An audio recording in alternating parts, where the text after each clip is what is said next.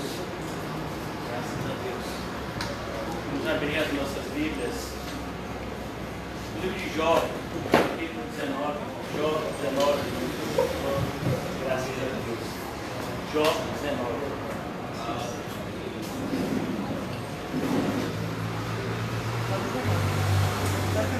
Amém? Os irmãos sabem que nós estamos fazendo uma série. Qual Deus do seu cristianismo, onde nós estamos trazendo ao longo dos nossos encontros as doutrinas que baseiam a fé cristã. E hoje, dando continuidade, recentemente, nos nossos últimos encontros, nós falamos a respeito da doutrina do pecado. Da doutrina do pecado. E hoje nós vamos falar sobre o Redentor. O título da nossa mensagem de hoje é Meu Redentor vive. E por isso nós estamos nessa passagem aqui no capítulo 19 de Jó. Capítulo 19 de Jó. Eu sei que o meu Redentor vive. Amém? Graças a Deus. Graças a Deus.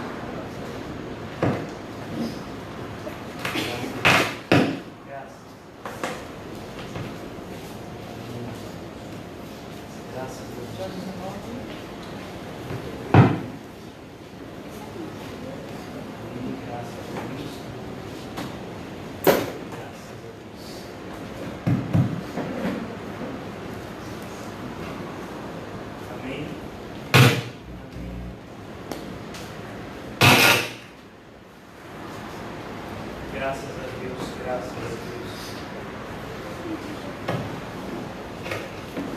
Graças a Deus, graças. Graças a Deus.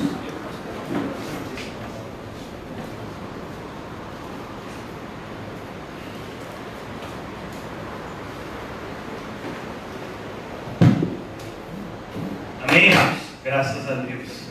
Vamos abrir no capítulo 19 de Jó. Como eu estava dizendo a vocês, nós vamos falar sobre a redenção hoje. Pelo menos nós vamos iniciar falando a respeito da redenção. E eu gostaria de trabalhar com vocês. Todo o capítulo 19 de Jó traz um pouco daquilo que é a vida do cristão. Nesse capítulo 19 de Jó, ele está respondendo às acusações dos seus amigos. E embora ele possa estar aqui no ápice do seu sofrimento, ele declara que ele sabe que o seu Redentor vive. E é assim que é a vida do cristão. Nós vamos ver, por exemplo, no Salmo de número 73, o cristão Asaf falando a respeito de como é difícil para os cristãos, em muitos momentos, lidarem com a prosperidade do ímpio e com a aparente punição dos justos. Ou seja, por que aqueles que buscam viver uma vida correta têm uma vida tão difícil?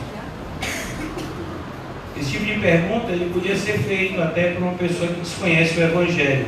Mas uma vez que você conhece o Evangelho, você sabe que você entrou por uma porta estreita. Pelo menos você foi convidado a entrar por uma porta estreita, e que logo depois dessa porta estreita nos aguarda um caminho apertado. Mas em muitos momentos, porque estamos olhando na direção errada, nós infelizmente perdemos esse senso de direção e começamos a vaguear em pensamentos que não condizem com a verdade. Então, hoje nós vamos dar continuidade falando justamente a partir do momento que nós paramos na segunda-feira, que foi como o pecado nos deixou. Nós vimos que Deus criou tudo muito bom, Gênesis 1 e 2, mas que tudo isso muda em Gênesis 3, quando Adão e Eva pecam, e por conta disso toda a raça humana já nasce contaminada com o pecado. Paulo vai falar sobre isso em Romanos 3 também, e diz: todos pecaram e estão separados de Deus por conta disso. Capítulo 2 de Efésios também ouvimos sobre isso, quando nos é ensinado que já nascemos mortos em delitos e pecados. O próprio salmista diz que ele foi concebido em pecado. Mas hoje nós vamos dar continuidade e vamos perceber que Deus não nos deixou nesse estado de pecado e miséria. Deus não nos deixou assim.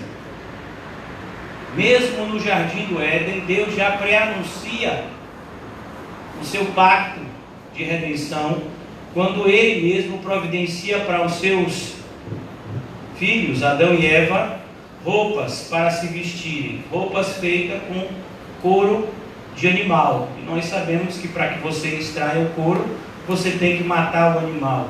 Naquilo nós já vemos prefigurado, de maneira simbólica, o sacrifício do Cordeiro de Deus que tira o pecado do mundo. E hoje nós vamos falar um pouco sobre isso. Eu gostaria apenas de trazer o pano de fundo do livro de Jó, para que a gente possa aproveitar melhor esses versículos aqui do capítulo 19. Eu creio que a maioria de vocês já estão familiarizados com o livro de Jó, amém? Amém? Todos vocês sabem que Jó, ele recebe um testemunho do próprio Deus. Vai ser muito difícil na Bíblia você ver Deus falando de um ser humano como falou de Jó. Capítulo 1 de Jó, nós vemos Deus dizendo: viste o meu servo Jó, um homem íntegro e reto. É o próprio Deus que dá testemunho de Jó, que se desvia do mal, que busca fazer aquilo que é correto. Mas nós vimos que Deus, com o intuito de aproximar Jó mais ainda dele, de abençoar Jó, Deus faz com que Jó passe por vários sofrimentos. Foi como disse o nosso irmão José aqui na oração, que os sofrimentos na vida de um cristão, eles não têm o propósito de destruí-los ou puni-los, mas ele tem o propósito de aperfeiçoá-lo. O nosso amado irmão, o apóstolo Pedro, nos dá um ótimo exemplo disso, quando ele diz que nós somos como o ouro. Quando o ouro passa pelo fogo, ele não é destruído, ele é purificado. E assim somos nós, quando passamos pelas adversidades. E é isso que está acontecendo aqui no capítulo 19. Jó está sofrendo, e uma das maiores fontes de sofrimento na vida do homem não é propriamente os sofrimentos físicos que eles são colocados, mas as falsas acusações que recebemos. A maioria das vezes nós que somos cristãos, principalmente se você for um cristão verdadeiro, genuíno, um cristão fiel a Cristo, que acredita no Evangelho da cruz, você vai padecer muitas aflições. E os falsos cristãos e os ímpios usarão as nossas lutas para, de alguma forma, tentarem dizer para a gente que Deus não é na nossa vida. O próprio diabo fez isso com Cristo no deserto. Depois de 40 dias sem comer absolutamente nada, o nosso Salvador, ele é atacado por Satanás, e Satanás começa o seu ataque dizendo: se tu és filho de Deus. Se. Ele já traz essa semente da dúvida. Se você é filho de Deus, por que você está com tanta fome? Se você é mesmo filho de Deus, transforme essa pedra em um pão e sacia a sua fome. Então, é sempre assim que o inimigo trabalha na nossa vida. E muitas vezes ele vai usar o lábio de pessoas próximas, como é o caso dos amigos de Jó. Os amigos de Jó ajudaram bastante Jó, quando eles ficaram do lado de Jó com a boca fechada. Mas quando eles abriram a boca, eles só fizeram aumentar o sofrimento de Jó. E olha que coisa, eu faço questão de ler esse versículo, esse capítulo todo, para que no versículo 25, que é o nosso ponto de reflexão, nós possamos ter uma compreensão mais exata. Então respondeu Jó. Perceba, os seus amigos fizeram uma série de acusações, e Jó está aqui agora respondendo a eles. A acusação principal dos seus amigos era uma só, que Jó estava passando por aquilo porque merecia. Jó deveria ter feito alguma coisa de ruim, por isso Deus estava punindo Jó. Então Jó, agora ele responde aos seus amigos e ele diz o seguinte: até quando afligireis a minha alma? Que coisa, irmãos. Muitas vezes nós esperamos ser afligidos pelos nossos inimigos, mas na maioria das vezes isso vai acontecer pelos nossos amigos. O Senhor Jesus disse que os inimigos do homem virão de onde? De longe, de dentro da sua própria casa. O Evangelho de João começa dizendo: e ele veio para os seus, mas os seus não receberam. Quem crucificou o Rei da Glória? O seu próprio povo, os judeus. Não, ele não é o nosso rei, César é o nosso rei. Agora veja, um homem que representava a impiedade no mundo, César, é crido pelos judeus como rei deles, e eles rejeitam o seu Salvador.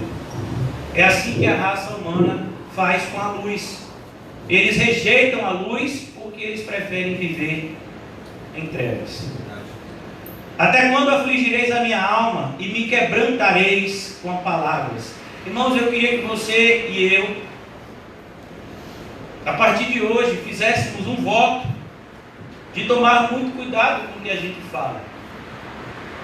Às vezes nós pensamos que a gente só vai machucar a outra pessoa se a gente de alguma forma violentá-la fisicamente. Não, a Bíblia nos mostra que palavras são extremamente usadas pelo mal para machucar as pessoas. E inclusive Jesus fala que eu e você vamos prestar conta de toda palavra que falamos. Uma das coisas que mais acontecem com os servos de Deus é que eles são vítimas sempre de calúnias e injúrias. E aqui não é diferente. Me quebrantareis com as palavras. Já 10 vezes me vituperastes. Vitupério, irmãos, significa uma grande vergonha. Jó está dizendo: vocês estão me envergonhando. E não vos envergonhais de injuriar-me. Ou seja, vocês me envergonham falando mal de mim, mas vocês não ficam envergonhados de me injuriar. Olha que coisa. O mundo é assim. O mundo nunca se cansa de injuriar a igreja, de injuriar o povo de Deus, de difamar aqueles que diante de Deus têm uma boa fama. Versículo 4, Jó 19:4. Embora haja eu, na verdade, errado, comigo ficará o meu erro. Perceba, Jó não está dizendo que ele é perfeito, como nenhum de nós somos. Mas se verdadeiramente somos crentes em Cristo Jesus, tivemos os nossos pecados perdoados. E estamos dia a dia sendo santificados por meio da palavra de Deus e do Espírito Santo que em nós habita pela fé. Se quereis engrandecer-vos contra mim e me arguís pelo meu opróbrio, sabei agora que Deus é que me oprimiu e com a sua rede me cercou. Sabe, uma das coisas mais importantes na vida do cristão, quando ele está sofrendo, é ele saber que são as mãos de Deus que estão fazendo aquilo. Determinado homem do passado estava sofrendo muito por conta de uma enfermidade, um cristão. Ele disse: Senhor, eu sinto as tuas mãos me esmagando. Mas que bom, Senhor, que são as tuas mãos. Quando Davi foi questionado se ele queria cair nas mãos dos homens ou de Deus, ele disse sem pensar: eu quero cair nas mãos de Deus, porque eu sei que o meu Deus é um Deus misericordioso. Então é importante que nós venhamos a entender: no nosso sofrimento, irmãos, não é contra o diabo que nós estamos lutando. No nosso sofrimento nós estamos como Jacó no vale de Jaboque, lutando contra Deus. Nosso sofrimento, irmãos, não tem um propósito que muitas vezes nós achamos de fazer a nossa vida mais difícil ou pior, mas justamente de nos preparar para o céu. Como nos prepararemos para o céu se estivermos com raízes fincadas aqui nessa terra? É por isso que muitas vezes Deus tem que nos podar. E a poda de Deus dói. É muito melhor, como já dizia um puritano do passado, ser podado para crescer do que ser deixado para ser queimado. Então aqui Jó ele entende de maneira muito profunda de que tudo que está acontecendo na vida dele está debaixo da soberania de Deus. Você entende isso? Você entende que tudo que está acontecendo no nosso planeta está debaixo da soberania de Deus? Se temos governantes ruins, se temos problemas econômicos, se temos problemas na área de saúde, como nós estamos enfrentando essa pandemia, tudo isso está debaixo da soberania de Deus. É Deus quem está no controle. Versículo de número 6. Sabei agora que Deus é quem me oprimiu e com a sua rede me cercou.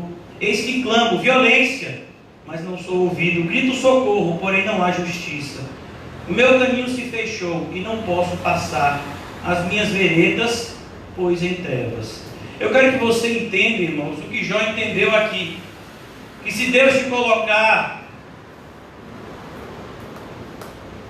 em um lugar de sofrimento, só Ele pode te tirar. Uma das coisas mais tristes é que os cristãos de hoje, eles estão atirando para tudo quanto é lado, com o objetivo de saírem do sofrimento na sua própria força. Então vamos imaginar que você esteja passando por um problema financeiro sério. E o que é que você faz? Primeiro você faz um monte de currículo e distribui. Depois você pega e vai pedir dinheiro emprestado a alguém. Ou você pede dinheiro emprestado ao banco. Ou você premedita alguma coisa de ilícita para ganhar dinheiro. Afinal de contas você tem que sobreviver. Não, irmãos. Foi o que o irmão José até falou hoje a respeito do louvor. A gente ora. Eu preciso louvar. E eu preciso estar cheio do Espírito Santo para fazer qualquer coisa para Deus, ainda mais louvar. Então eu vou orar. Eu preciso pregar a palavra de Deus. Independentemente de eu ler todos os livros de teologias do mundo, eu nunca estarei apto para pregar a palavra de Deus se eu não estiver em comunhão com Ele. Por isso aqui nós vamos entender, irmãos, de que quando Deus fecha uma porta, só Ele pode abrir. Nós temos visto, infelizmente, muitas pessoas na igreja batendo com a cabeça na porta, achando que elas podem de alguma forma violentar aquela porta de tal maneira que ela se abra na sua própria força. Não, isso jamais vai acontecer. Se nós tentarmos entrar em cabo de guerra com Deus, sempre perderemos, irmãos. Mas infelizmente muitas pessoas são tardias em ouvir e tem endurecido a sua cerviz. Por isso é importante que eu e você venhamos a refletir, principalmente nesse período de tempo em que nós estamos passando. Devemos refletir que tipo de cristão nós estamos sendo no sofrimento. Eu tenho certeza, irmãos, que eu e você estamos passando por momentos difíceis, pois estamos vivendo neste mundo. E o mundo está passando por um momento difícil. Mas a grande questão não é a dificuldade em si, mas é como nós passamos pela dificuldade. Os ímpios também têm dificuldade. Os ímpios também têm sofrimento. Olha o que o apóstolo Paulo escreve, por exemplo, em 2 Coríntios. Porque o sofrimento, segundo Deus, opera arrependimento para a salvação. Mas o sofrimento, segundo o mundo, gera morte. Dois tipos de sofrimento. Ou melhor, um sofrimento e dois tipos de reação. Nós vamos ver pessoas que vão sofrer e se aproximarão de Deus por meio do sofrimento. E nós vamos ver pessoas que vão sofrer e se distanciarão ainda mais de Deus por meio do sofrimento, fazendo crescer nos seus corações uma raiz de amargura e de cólera. Por isso nós precisamos nos perguntar na noite de hoje: que tipo de sofrimento nós temos vivido? Um sofrimento segundo Deus ou um sofrimento segundo o mundo. Versículo 9: da minha honra me despojou e tirou-me da cabeça a coroa, arruinou-me de todos os lados e me levou, arrancou minha esperança como uma árvore, inflamou contra mim a sua ira e me tem na conta de seu adversário. E aqui, irmãos, nós vamos ver a nossa doutrina. A nossa doutrina já está sendo apresentada, se vocês perceberem. Todos nós nascemos em inimizade com Deus. Deus, Ele não fecha os olhos para o pecado. E todos nós nascemos em pecado. Somos pecadores desde o nosso nascimento. E a única coisa que nós sabemos fazer é pecar. E só quem pode mudar a nossa história é um Redentor. Nós estamos afastados de Deus. Nós precisamos de uma terceira pessoa nessa equação. Nós temos Deus Santo e eu, um pecador miserável. Qual seria o meu destino natural? Viver debaixo da ira de Deus. Para que essa realidade mude, eu preciso de alguém que me reconcilie com Deus. Mas eu sou um pecador. Eu sou um pecador miserável. Por mais que eu deseje fazer coisas corretas, até o meu desejo de fazer coisas corretas está cheio de pecado. E eu preciso de alguém que me salve de mim mesmo e daquilo que o pecado fez comigo. Então aqui ele já começa a dizer: Deus é o meu adversário. Juntas vieram as suas tropas, prepararam contra mim o seu caminho e se acamparam ao redor da minha tenda. Pois longe de mim há meus irmãos, e os que me conhecem como estranhos se apartam de mim. Essa é a realidade de um cristão, irmãos. Uma das coisas que nos leva à conversão foi o que nós vimos ontem. O irmão José nos ensinou em Lucas 15. Nós vimos o sentimento daquele filho que perdeu tudo. Ele estava vivendo com porcos, ninguém queria nem saber dele. E as pessoas tinham mais carinho com os porcos do que com ele. Ele desejava comer a comida dos porcos, mas ninguém lhe dava nada. Não é que ele comia a comida dos porcos, porque isso por si só já seria algo degradante. Ele desejava isso, mas ninguém lhe dava nada. Já imaginou? E aqui Jó se sente assim. Todos abandonaram Jó. Ele perdeu sua família, seus filhos, ele perdeu seus bens, ele perdeu o amor e o respeito da sua esposa, ele perdeu a sua saúde e ele perdeu a amizade dos seus amigos. Ninguém queria mais nada com Jó. Muitas vezes Deus coloca a mim e a você em momentos assim, para que nós possamos entender uma realidade. Só Deus nos ama de verdade. Glória a Deus. Aleluia. Só Deus tem um amor por mim e por você. Aleluia. Verdadeiro. As pessoas podem nos amar, os nossos irmãos em Cristo irão nos amar verdadeiramente, mas ainda que esse amor que os nossos irmãos sintam por nós sejam verdadeiros, nunca será como o de Cristo por nós.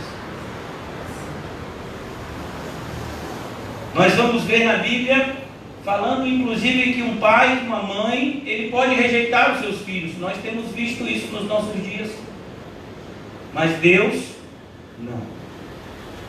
O Senhor Jesus disse: eu jamais lançarei fora aqueles que vierem até mim. Percebe, irmãos? É É preciso muitas vezes que eu e você sejamos rejeitados por todos para entender essa importante lição. O único amor que importa de verdade é o de Deus por nós. Não devemos confiar no amor do mundo.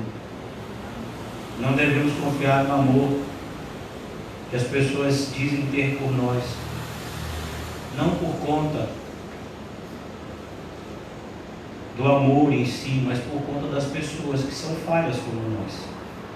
Não devemos confiar nem no nosso amor para com Deus. Olha que coisa. Quando o Senhor Jesus ressuscita, Ele passa vários dias com os seus discípulos. E num desses momentos, com os seus discípulos, Ele chama aquele seu discípulo que havia negado Ele 3 vezes. Vocês já sabem quem são. Amém? O apóstolo Pedro. E qual é a pergunta de Jesus? Pedro, você está disposto a morrer por mim? Não, Jesus não pergunta isso. Pedro, e aí, você já entendeu todas as minhas doutrinas, Pedro? Pedro, você já está preparado para escrever um livro de teologia que seja vendido e que você possa ganhar muito dinheiro? Pedro, você me ama? E no original, irmãos, é algo ainda mais assustador, porque o Senhor Jesus está dizendo: Pedro, você me ama mais do que os outros? Porque muitas vezes, irmãos, é assim. A gente olha para um, olha para outro e diz: Senhor, eu amo o Senhor mais do que fulano te ama. Como é que você sabe? Você não conhece o seu amor? Até o conhecimento que nós temos de nós é imperfeito. Quantas vezes nós nos decepcionamos? A gente acha que a gente tem a capacidade de fazer determinadas coisas e a gente falha. E a gente fica frustrado com a gente. Pedro, você me ama? Eu amo, Senhor. E vocês já sabem, a gente já tratou desses assuntos. A gente já tratou desse texto em outros momentos. No original, o Senhor Jesus está perguntando uma palavra e Pedro está respondendo outra. É porque essas duas palavras, no grego, são traduzidas para o português como amor. Mas o Senhor Jesus está perguntando: Pedro, você tem um amor sacrificial? A Bíblia, no original, o Senhor Jesus pergunta: Pedro, você tem um amor ágape por mim? E Pedro diz: Senhor, eu tenho um amor filéu. Seria o amor de amigo. Depois o Senhor Jesus pergunta: Pedro, você tem um amor ágape por mim? Senhor, eu tenho um amor filéu. Por que isso, irmãos? Porque na noite que Pedro negou a Jesus, ele disse que tinha o ágape. Agora Pedro já estava dizendo: olha, o ágape eu não tenho, Senhor. Eu neguei o Senhor. Eu acho que eu tenho um filéu. Aí na terceira vez que Jesus pergunta, Jesus olha para Pedro e diz: vem cá, Pedro, você está dizendo que você tem um filéu, né? Pedro, você tem um amor filéu por mim? Aí Pedro fica assustado. Pedro diz: olha, Senhor, eu vou dizer uma coisa. Eu já disse uma vez que eu tinha um amor por você, pelo Senhor, e eu falei. Eu não vou cometer o mesmo erro de novo, não, Senhor. O Senhor sabe se eu tenho um amor ou não, pois o Senhor sabe de todas as coisas. Essa é a nossa postura, irmãos. Sabe por que eu amo a Cristo? Porque Ele me ama. O meu amor é dependente do amor de Cristo. Se Cristo não me amasse, jamais eu conseguiria amá-lo. Eu nem conseguiria enxergá-lo, quiçá amá-lo. Eu nem iria conhecê-lo. É como o Senhor Jesus falando com Nicodemos: Nicodemos, você é judeu, você conhece as Escrituras, mas Nicodemos, você nem consegue enxergar o céu, Nicodemos. Como é que você quer entrar nele? Para enxergar a porta do céu, você vai ter que nascer de novo. E para entrar nela, você vai ter que nascer de novo, Nicodemos. Para que nós sejamos salvos, é preciso que a gente se enxergue como perdido. Para que a gente seja curado da cegueira espiritual, é preciso que a gente admita a nossa cegueira. Mas infelizmente nós temos um obstáculo muito grande dentro de nós, que é o orgulho. Nós somos tão orgulhosos quanto os fariseus. Somente Cristo pode mudar essa realidade. Versículo 13, capítulo 19. Pois longe de mim a meus irmãos, e os que me conhecem como estranhos se apartam de mim. Muitas vezes é assim que Deus traz um homem para perto de si, afastando dele todos aqueles que ele amava ou que ele achava que amava. Você nunca conseguirá, eu e você, nós nunca conseguiremos amar alguém de verdade se não amarmos a Cristo acima de todas as coisas. Versículo 14: os meus parentes me desampararam e os meus conhecidos se esqueceram de mim. E aí, está vendo aí como é a vida de um crente? É isso aqui, meu filho. Como foi que aconteceu com Jeremias? Quem foi que tentou matar Jeremias primeiro? Sabe quem foi? Os próprios familiares dele. Sabia disso? Quem foi que quis matar José? Os seus irmãos. E acharam melhor ganhar dinheiro, porque se matasse eles não iam ganhar nada.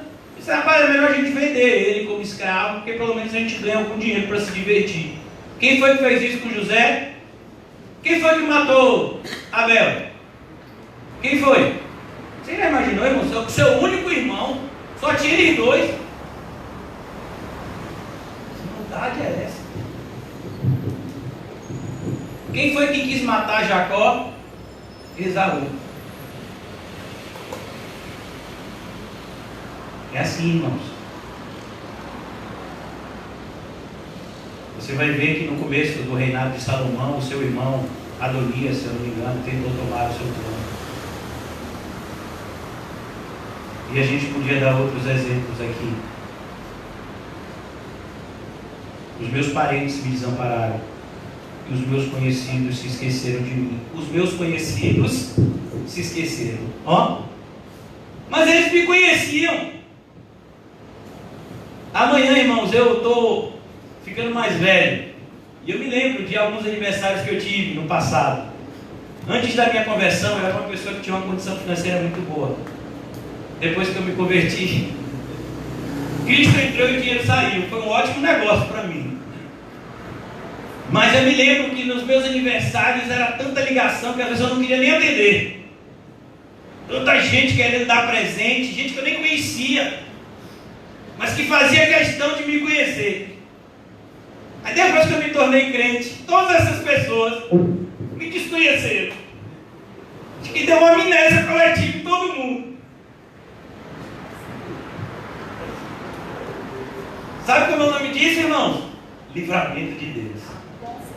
Deus nos afasta daqueles que nos afastam dele.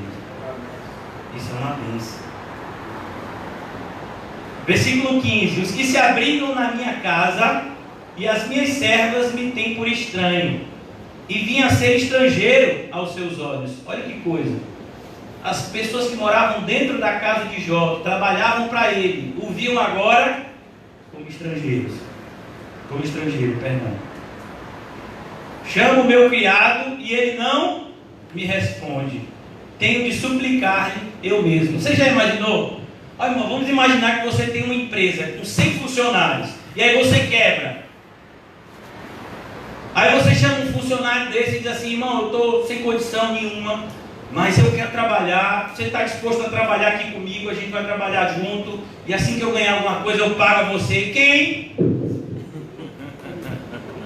Olha, eu já ajuizei minha ação contra você lá na Justiça do Trabalho. Quero nem saber que o senhor quebrou. Salva-me, Senhor. Nós vivemos em um mundo, irmãos, onde o ditado que impera é farinha pouca. Esse daí todo mundo sabe, até a criança. Né? A criança sabe esse ditado, meu filho, antes de conhecer o ditado. Sabe como é? Eu já conheci crianças de 3, 4 anos que vão para a escola e na hora do lanche se esconde para comer. Pega um pacotinho de biscoito, vai para de trás do brinquedinho, ó. Por que você está fazendo isso? Porque senão meus coleguinhas vão me pedir. E aí eu vou dividir e não vai matar minha fome. Eu não quero dividir, não. Eu quero esse pacote de biscoito todo para mim. Ah, quer dizer que você é assim desse, né? Farinha pouca, meu pirão primeiro. Eu não comi esse ditado, não. Eu quero comer meu pacote de biscoito sem ninguém me incomodar. As crianças já sabem, irmão. Porque já nasce em pecado, querendo a sua satisfação e não a satisfação de Deus quando demonstramos o amor ao próximo. O Senhor Jesus nos ensina algo que a gente vai ver na Bíblia de diversas formas, esse princípio. Mais bem-aventurado é dar do que receber. O mundo pensa assim? Não pensa. Isso mesmo, infelizmente não. Chamo o meu criado e ele não me responde. Tento de suplicar eu mesmo.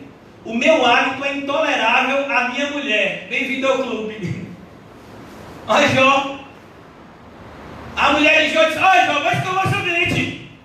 Você viu que você está se mal hálito para ver de mim, Jó? Olha, Jó, vai tomar banho. Você está com CC. Olha, Jó, você está gripado. Não vem passar essa gripe para mim não, viu? Olha, Jó, esse negócio desse Covid, você que anda sem máscara, não vem chegar perto de mim não, viu?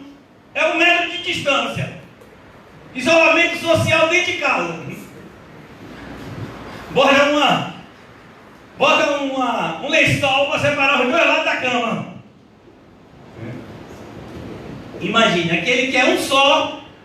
Agora, meu filho, tem nada de um só aqui. Já dividiu tudo aqui, está dividindo. O meu hálito é intolerável à minha mulher. E pelo mau cheiro sou repugnante aos filhos de minha mãe. Quem são os filhos de minha mãe? Os meus irmãos. Olha. Meu cheiro, porque Jó está falando da sua enfermidade. Jó estava com uma enfermidade de pele, onde ele tinha feridas em toda a sua pele. Com certeza aquilo deveria ter mau cheiro. E as pessoas não queriam ficar perto de Jó. Até as crianças me desprezam. Olha que coisa. Recentemente um evangelista que eu conheço, tenho muita admiração, ele disse que foi evangelizar no bairro do Alto das Pombas. Chegou uma criancinha, quantos anos, meu filho? Uns 4 anos, né? Olhou para ele e a cara, irmão, você vai calar a boca não, mano? 4 anos. Imagina. Tem as crianças, meu filho. Isso significa que seu destino vai ser igual de Jó, glória a Deus. Né? Até as crianças me desprezam e querendo eu levantar-me, zombam de mim. Ó, se as crianças zombam de você, meu filho, bem-vindo ao clube. Comigo é a mesma coisa, né? Todos os meus amigos íntimos me abominam. Essa palavra é forte, irmãos. Abominam. Abominar algo significa ter uma forte rejeição em relação àquilo. Não é uma rejeição qualquer, é uma forte rejeição. É não suportar. Imagine, os amigos íntimos de Jó já não suportam mais ele e nem a presença dele. É como você, enquanto cristão, é isso que o mundo sente por você. Cada vez que o seu coração bate, cada vez que a sua boca abre para pregar o Evangelho de Cristo, isso é abominável ao mundo.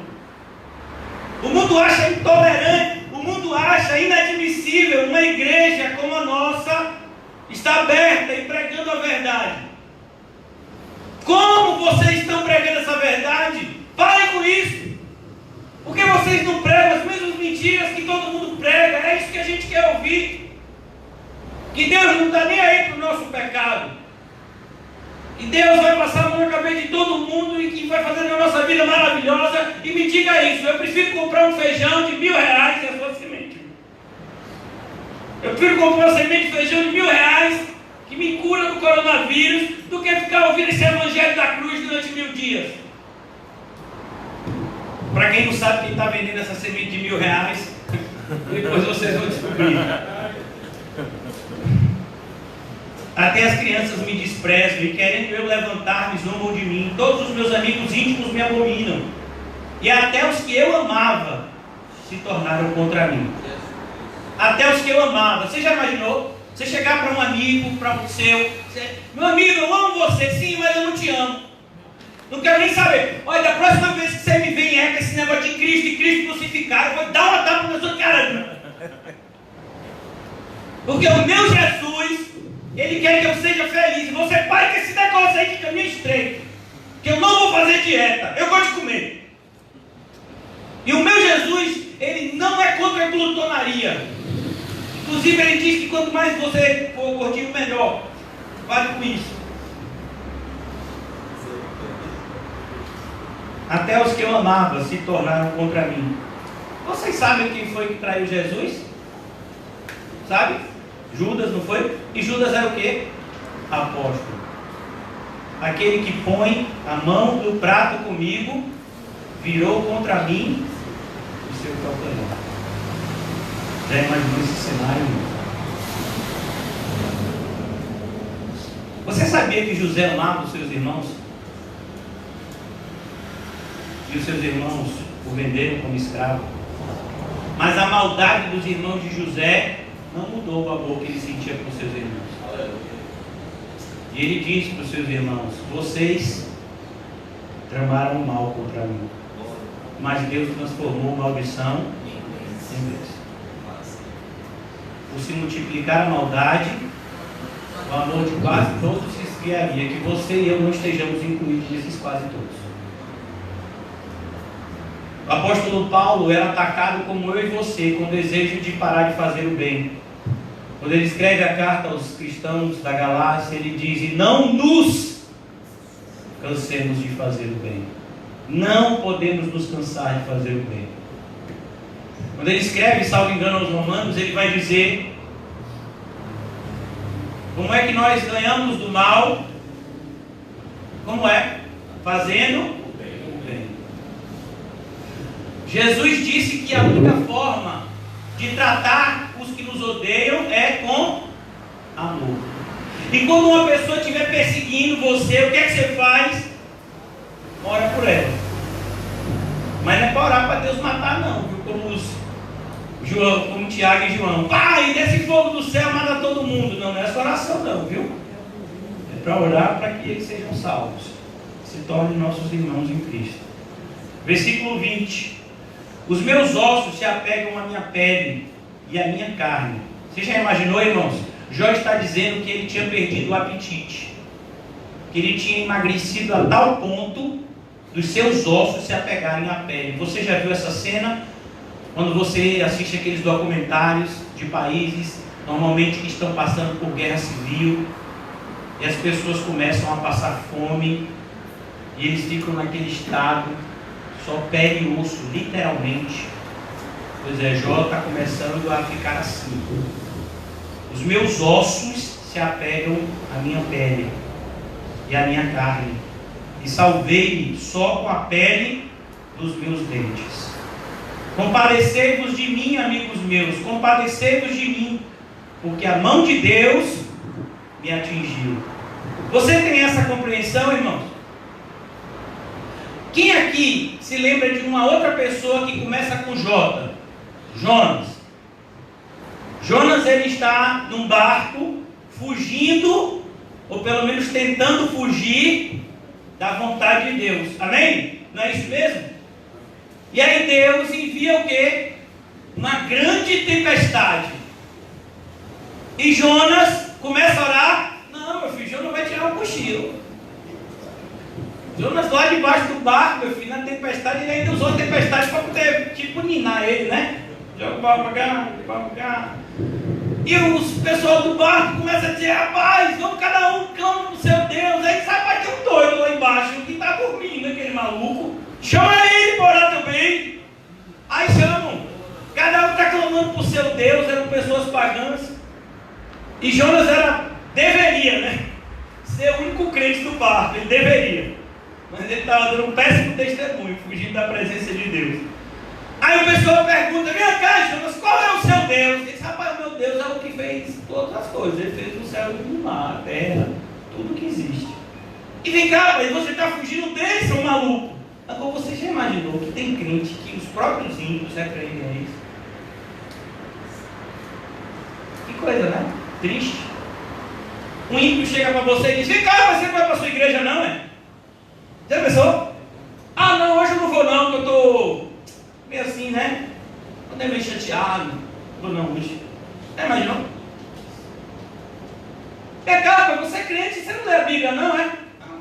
esses dias eu estou meio assim, que a pessoa é um ímpio. Diz assim, você não é líder. Infelizmente tem cristãos que estão vivendo dessa forma, pelo menos dizem que são cristãos, né? Jonas, então, ele tem essa compreensão. E Jó está tendo aqui. Essa tempestade, quem mandou foi meu Deus, que é o único Deus verdadeiro. E ele mandou essa tempestade por minha causa. A única forma de vocês se salvarem é me jogando no mar. Olha. E aquele marinheiro, meu filho, eles ficavam com medo. Porque falavam, rapaz, esse negócio de jogar a gente no mar, vai que eles acreditavam, né? Toda a religiosidade fora do cristianismo sempre vai pregar esse tipo de compensação, né? Eu vou fazer um bem aqui, Deus vai me dar bem ali. Eu vou fazer um sacrifício aqui, Deus vai me dar melhor ali na frente. Sempre funcionou assim a religiosidade pagã no mundo. Ainda aqueles que se travestem de evangélico usam esse mesmo subterfúgio. Mas eles temiam jogar uma pessoa no mar assim. Vai que não era isso e ele jogou uma pessoa que tinha nada a ver. Eles ficaram com medo. Vai quando ele viu que a tempestade aumentou, ele disse, meu filho, você sobrou. É você mesmo. Você está dizendo que é você, então é você. Vai! E aí assim que jogou ele no mar, a tempestade acalmou. E aí Jonas caiu no mar, no meio daquela tempestade, e ele estava pensando que vai morrer, né? Ele disse, não vai morrer não, Jonas, olha o Denil. Foi o que aconteceu. Deus tinha preparado um peixezinho para engolir Jonas. E aí Jonas está na barriga do peixe. Meu filho, eu não sei, às vezes eu penso, né? Que quando eu visse a boca daquele peixe, eu já estava clamando misericórdia. Mas o coração da gente é duro demais. E Jonas fica um dia de calundu dentro da boca do peixe. 2 dias de calundu. No terceiro dia, meu filho, o calundu foi embora. Aí o calundu durou 72 horas. Aí Jonas disse, Senhor, eu peguei, o negócio foi difícil, eu vou voltar. Eu vou pegar em Nínive. Pronto, eu vou, me rendo. Salvação pertence ao Senhor. E aí o peixe vomita Jonas na praia e Jonas vai lá pregar para Nínive. Quem foi que enviou aquele peixe? Quem foi que enviou aquela tempestade? Deus. Mas ele fez isso porque ele queria punir Jonas? Não, ele fez isso porque ele queria ensinar Jonas. Ele amava Jonas. Ele queria que Jonas fosse uma pessoa misericordiosa e compassiva, como todos os servos de Deus têm que ser. E ele continua a ensinar Jonas de diversas formas no livro, por meio daquela árvore que nasce e depois morre. Então, aqui nós vamos ver, irmãos, que é isso que acontece comigo e com você. Quando você estiver sofrendo, pare de fazer como alguns fazem. Diabo, você está amarrado. Outro dia teve um camarada que disse que o mesmo que inventou o negócio da sementinha aí de R$1.000. A igreja, por conta... diz ele, né, que por conta desse negócio do coronavírus, tem várias igrejas dele, vários imóveis que são igrejas dele, que estão sofrendo ação de despejo na justiça porque ele não está pagando. Aí ele disse que é o Exu Corona. Você está dando risada, meu filho, eu estou falando a verdade. Você está dando risada o que você quer, mas foi o que ele falou bem sério. Que é o Exu Corona, que está tentando fechar as portas da igreja dele, que é a igreja de Deus, né? Do Deus dinheiro, né? Só pode ser. Então a gente tem que tomar alguma coisa? Pode entrar, meu filho, pode entrar. Você lava a mãozinha com álcool e aí senta ali, pronto, e a gente vai glorificar Deus junto. Então, a gente tem que tomar cuidado, irmãos, que o problema da gente não é contra o diabo, o problema da gente é contra Deus. Eu e você somos pecadores e precisamos de alguém que nos reconcilie com Deus e, mais do que isso, nos mantenha reconciliados. Se Jesus nos salvasse e nos deixasse a nossa própria conta, qual era a primeira coisa que a gente ia fazer? Qual era a primeira coisa que a gente ia fazer? Cair. Por isso que o apóstolo Pedro, quando prega o sermão lá em Pentecostes, ele diz, olha, arrependam-se, sejam batizados e vocês irão receber o dom do Espírito Santo. próprio Senhor Jesus havia dito aos seus apóstolos, aos seus discípulos, que Ele iria, mas não os deixaria sozinhos, enviaria um Espírito, um Consolador igual a Ele, que os ensinaria, que os ajudaria em todas as coisas. E aqui Jó está entendendo isso. Versículo 22, eu já estou concluindo, irmãos. Porque me persegues como Deus me persegue, e não cessais de devorar a minha carne. Quem me dera fossem agora escritas as minhas palavras, quem me dera fossem gravadas em livro. Ó Jó, suas orações foram ouvidas. As suas palavras estão aqui no livro, Jó. Cuidado, irmão, quando você orar, há um sério risco de Deus ouvir. Glória a Deus. E com pena de ferro e com chumbo para sempre fossem esculpidas na rocha. Foi o que aconteceu. Jó estava aqui falando da parte de Deus. E agora no versículo 25 nós temos nosso versículo-chave da nossa exposição de hoje. Porque eu sei que o meu Redentor vive. Teve um outro homem que falou uma frase parecida com essa, perto da sua morte. O apóstolo Paulo. Eu sei em quem eu tenho crido. Em quem o apóstolo Paulo acreditava? O Redentor vivo. É a mesma frase, com outras palavras. Eu sei que eu tenho crido.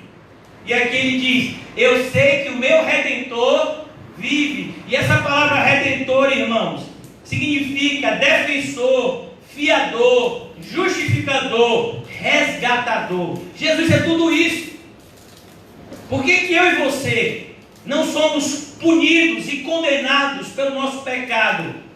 Porque Jesus pagou o preço. Nós já vimos em Isaías 53 que o castigo que era para nós recaiu sobre ele, e pelas suas pisaduras nós somos sarados.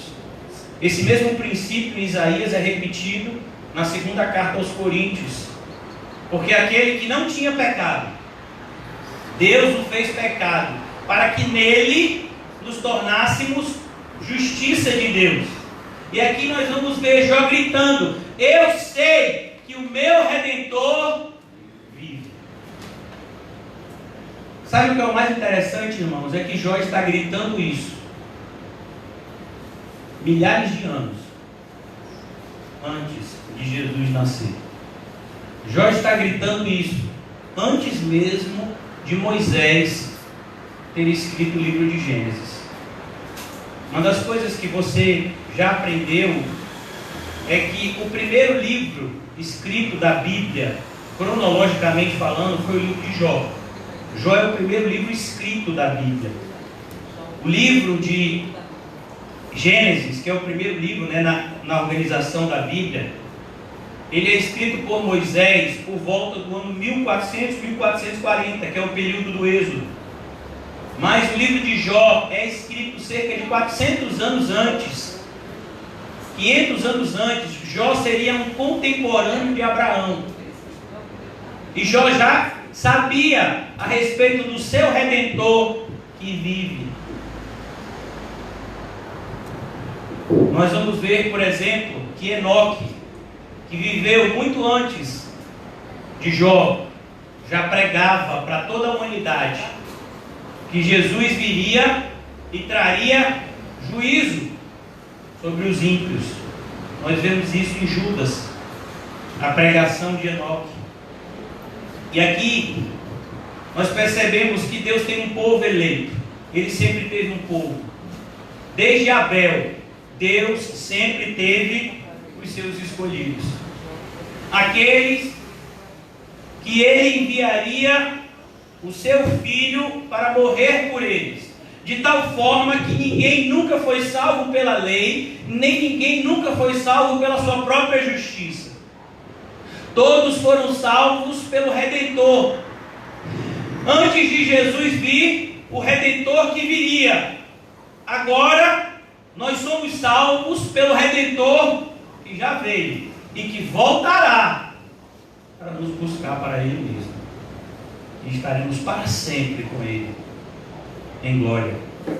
Eu sei que o meu Redentor vive. Perceba, irmãos, eu já disse isso uma vez e vou repetir. Há uma grande diferença entre saber que Jesus salva pecados e saber que Jesus salvou o seu pecado. Você sente isso hoje? Você se sente redimido? Você se sente salvo? E eu não estou falando isso, irmãos, em relação aos seus sentimentos, mas eu estou falando isso em relação ao Espírito. O Espírito testifica com o nosso Espírito que somos filhos de Deus. O que o apóstolo Paulo está dizendo aos Romanos? Um filho de Deus, ele está salvo para sempre, porque Deus jamais condenará os seus próprios filhos. O que um pai faz com o filho? Hebreus 12, ele corrige. Mas se somos filhos de Deus, somos salvos. E quem testifica essa salvação em nós é o Espírito Santo. Você é salvo, irmão. Busque essa certeza. Essa é uma das armas mais importantes na sua luta contra o reino das trevas. É o capacete da salvação. É aquilo que deve estar protegendo os nossos pensamentos. Quando Satanás te atacar com setas de dúvida, se tu és mesmo filho de Deus, não foi assim que ele fez com o próprio Jesus. Você acha que ele não fará isso comigo e você? Você acha que você é um filho de Deus? Você, olha para a sua vida, olha o que você fez hoje. Você acha que você é um filho de Deus? Você precisa estar revestido com o capacete da salvação. E você jamais pode tirar. É isso que Jó está dizendo aqui, no ápice do seu sofrimento. Ele não compreende o seu sofrimento. Ele não estava ciente do que tinha acontecido no capítulo 1 e capítulo 2. Mas ele sabia em quem ele cria. Ele sabia que se ele vivia uma vida correta como ele vivia, era porque Deus era na vida dele. Será que eu e você conseguimos fazer alguma coisa para a glória de Deus, se Deus não nos ajudar? Eu sei que o meu Redentor vive. Uma das melhores formas de identificar a salvação na nossa própria vida é procurar o fruto do Espírito Santo nela. Qual fruto você tem produzido? O Senhor Jesus, de maneira muito específica, disse: a boa árvore produz o bom fruto. A boa árvore não pode produzir um fruto ruim. E ele diz aqui, irmãos: por fim se levantará sobre a terra. Jó está dizendo: eu sei que o meu sofrimento vai durar, mas que no final o meu Redentor virá me salvar. Nós vamos ver o próprio Cristo nos ensinando esse princípio. No mundo teremos aflições, mas tenham bom ânimo, porque o nosso Redentor venceu o mundo. E em Cristo Jesus nós somos mais do que vencedores. Em Cristo Jesus nós podemos todas as coisas, porque Ele nos concederá força nele mesmo. Aquele que tem todo o poder no céu e na terra nos garantiu que estaria ao nosso lado, segurando a nossa mão em cada passo que nos leva para mais perto dele. Aleluia. De tal forma que as ovelhas que o Pai entregou na mão dele, eu e você, jamais seremos tirados da mão dele, porque o Pai que nos colocou na mão dele é mais poderoso que todos. É isso que Jó está dizendo. Jó está correndo a carreira que foi proposta a ele, da única forma que um cristão deve correr. Hebreus 12: corramos com perseverança a carreira que nos está proposta, olhando firmemente para o autor e consumador da nossa fé. É assim que Jó está correndo. Rejeitado, doente, do ponto de vista humano, o mais derrotado e amaldiçoado de todas as criaturas era Jó. quisesse falar de alguém que era maldito, com certeza usaria um exemplo dele. Nós vamos ver o Senhor Jesus usando um exemplo parecido em Lucas 16. Mas o nome da pessoa não é Jó, é Lázaro. Lázaro também era doente. Lázaro também estava passando por pobreza. Lázaro também era rejeitado. Até os cachorros vinham atrapalhar a vida dele quando ele estava procurando comida. No lixo do rico, os cachorros disputavam com ele a comida. E aquele homem rejeitado morre. E nem tem um sepultamento. Mas quem é que veio buscar ele para ir para o céu? Uma legião de anjos. Uma comissão angelical. Está vendo, irmão? Jesus está repetindo a mesma história. E o rico morre. E vai para onde? Para o inferno. Perceba, os nossos passos aqui na terra determinarão aonde nós passaremos a eternidade. Existem pessoas que hoje andaram para mais perto do céu. Existem pessoas que hoje andaram para mais perto do inferno. Ninguém ficou no mesmo lugar. Mesmo quando você fica parado, você está indo para o inferno. O inferno, para você ir para o inferno, irmãos, é como você subir de escada rolante ou descer de escada rolante. Você precisa fazer alguma coisa para descer na escada rolante? Não, você chegar lá e ela desce sozinha, não é assim? Pois é, assim que você vai para o inferno. Mas eu não fiz nada! E é por isso que você vai para lá. Você não fez nada. Você pegou a moeda e escondeu. Deus não te deu a vida, o dom mais precioso, a vida, para você não fazer nada. Aquele que sabe fazer o bem e não faz, nisto comete pecado. Por isso ele diz: depois revestido este meu corpo da minha pele.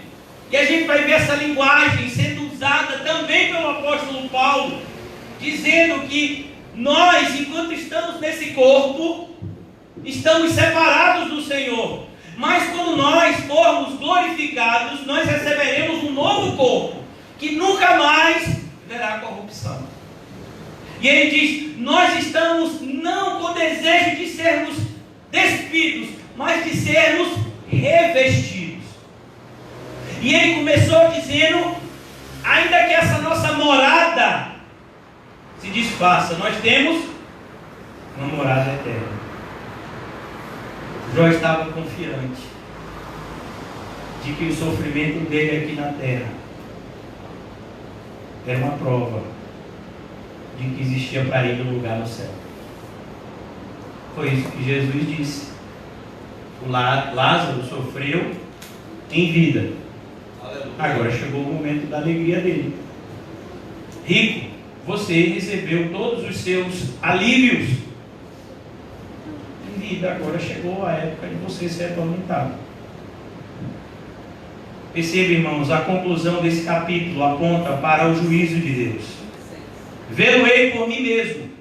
Versículo 27. Os meus olhos o verão e não outros. Olhem aquilo que Jó está dizendo. Jó não, aqui nessa altura, irmãos, o livro de Jó tem 42 capítulos. Nessa altura, Jó ainda não sabia o que iria acontecer com ele de fato, mas ele cria que ele veria a Cristo com seus próprios olhos. Não é essa a nossa fé? Que nós seremos conhecedores de Deus como somos conhecidos por Ele.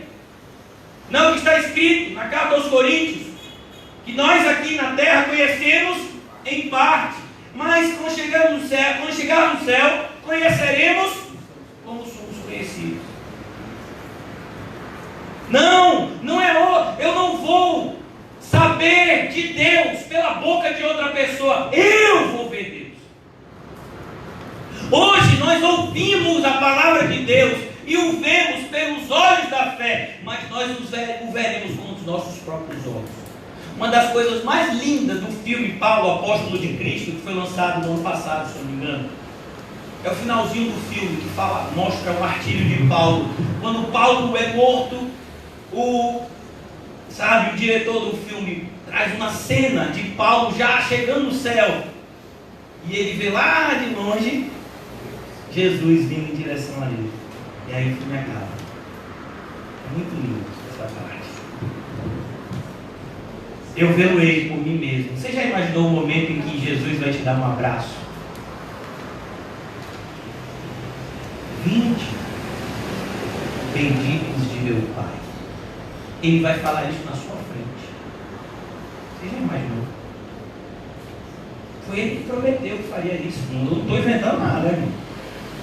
Ele vai olhar para você e ele vai chamar você pelo seu nome. Ele não vai chamar, olha, vocês que são salvos, todo mundo vem para o lado de cá. Ele não trata ninguém no atacado. Ele trata cada um de nós de forma pessoal e única. Venham benditos de meu Pai. Quando seus olhos baterem, quando você vê aquele que tem aqueles olhos, como chama de fogo, vê-lo-ei por mim mesmo. Os meus olhos o verão e não outros. Mas aqui também aponta para uma triste realidade da igreja, irmãos, que nós vivemos muitas vezes debaixo de experiências espirituais de outros. E eu quero lhe perguntar, qual foi a última vez que você conversou com Deus? Qual foi a última vez que você sentiu a presença viva do Senhor? Teve um teólogo que disse, olha, o grande desafio do cristianismo é você viver a fé cristã sem sentir nada. Eu discordo veementemente. Quem não sente nada é porque está morto. E o Senhor não me chamou, nem você, para a gente estar morto espiritualmente. Muito pelo contrário. Ele nos chamou para vivermos espiritualmente. Ele te respondeu. Qual foi a última vez que isso aconteceu? Sabe, irmãos? Foi Jesus que disse que a nossa oração deveria ser assim. Você iria entrar no seu quarto de secreto, você iria falar com Deus e Ele iria apenas ouvir. Ele iria o quê? Responder. Qual foi a última vez que isso aconteceu? Por isso que nós clamamos na noite de hoje, aviva, Senhor, a tua obra. Vê-lo-ei por mim mesmo, os meus olhos o verão e não outros. De saudade me desfaleça o coração dentro de mim. Que saudade é essa que Jó tem? Da comunhão com Deus. O sofrimento de Jó aqui está sendo aumentado, porque ele se sente longe de Deus. Os nossos sofrimentos não deveriam fazer isso com a gente, mas deveriam nos levar para mais perto dele. Jó só vai aprender isso no final do livro. Eu e você não precisamos. Nós deveríamos aprender isso hoje. Nós já deveríamos ter aprendido isso há algum tempo. Mas se não aprendermos ainda, é o momento agora. Você está sofrendo? Então siga os conselhos que o Espírito Santo usou Paulo para nos dizer. Se você está passando por alguma angústia, alguma ansiedade, apresente isso diante de Deus, que enviará para mim e para você uma paz que excede todo entendimento ao nosso coração e à nossa mente. Concluo na noite de hoje. Se disserdes como o perseguiremos, e a causa deste mal se acha nele, temei, pois, a espada, porque tais acusações merecem o seu furor, para saberdes que há um juízo. Cuidado, irmãos, cuidado. Se você e eu acusarmos injustamente um servo de Deus, nós pagaremos caro por isso.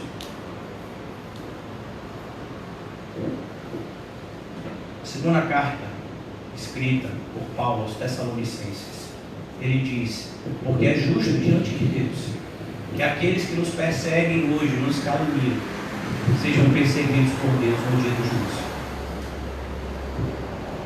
Que eu e você, irmãos, sejamos o perseguido, mas jamais o perseguidor. Que eu e você sejamos aqueles que foram passados para trás, mas nunca aqueles que passaram outros para trás. Que eu e você sejamos contados como aqueles que foram maltratados, mas que nós nunca sejamos aqueles que maltratam. Sabe, se eu não me engano foi Matt Henry que escreveu isso, um cristão do passado. E ele disse, quando alguém falou para ele, ou ele mesmo, se eu não me engano, foi roubado, ele orou por aquela pessoa que o roubou, mas ele orou também pela vida dele. Ele diz: obrigado, Deus, obrigado, porque esse ladrão, ele levou